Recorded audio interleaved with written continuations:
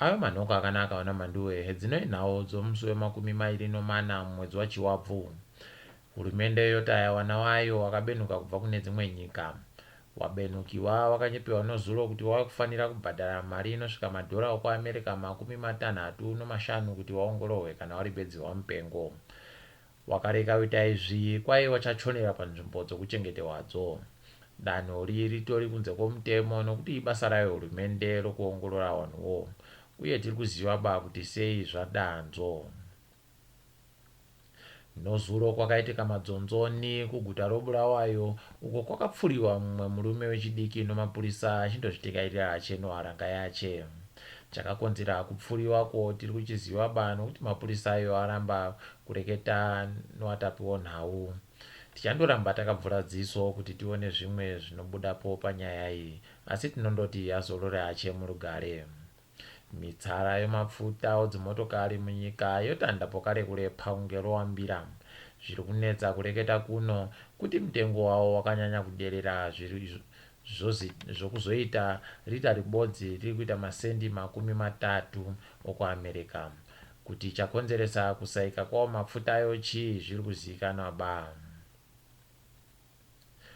Zimbabwe ingangoita kabotso nonyika yePakistan nokuda kwomumwe akakwikidza musarudzo dza2018 anonzi Mhanduwe.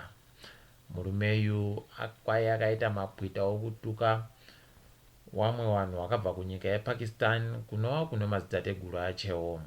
Zviri kunzi hurumende iri kuramba kuti patorwe matanho kwaari, ukuwo ari kuda kutoita mumiriro wedare reparamende, saka zvimwe ndosaka wari kumuchengetedza kudari. Toringadzo pasi rese. Hurumende yeSudan yakakwanisa kufumura pfundi yaisenzesiwa nawo Omar al-Bashir kuika upfumi hwavanenge vanokora munyika mavo. Wakakwanisa kuwana mari inosvika mabhiriyoni 4 wemadhora okuAmerica. WaBashir waribe makore akawanda wabisiwa pachigaro nevanhu munyika mavo. Wakamukirwa mushure mokudukusiwa kwevanhu nokatongero kewaiita. Madzomba aonesa chitsvuku kunyika dzemuAfrica pabodzi pauno dzimwe dziri nechokumabwada zuwa kopasi rese. Nyikadzo dzinosanganisira Kenya, Somalia, Yemen, Pakistan pabodzi pauno India. Madzombayo ari kutekaira akawanditsa kuita soatumiwa naYahwe kouranga mapenzi azere pasi pano. Wendo huno ari kuzoingidzira uwandu hwavanhu vari kuringana nenzara kunyikadzo, ukuwo ari kupukuta zvirimwa zvose, paribe kana chibodzi chiri kusara. Newanji waWakagame kuRwanda opuhwa basa mukambani inotsvaka wanomari yokuunza munyika mayo. Bazi rinonzi Rwanda Development Board rino vanhu wapfumbamwe kusanganisira iye Ivan Kagame. Ivan ana makore 30 bedzi okuberekwa. Danho riri rasiya vazhinji vasiri kugutsikana kuti agoisiwapo sei.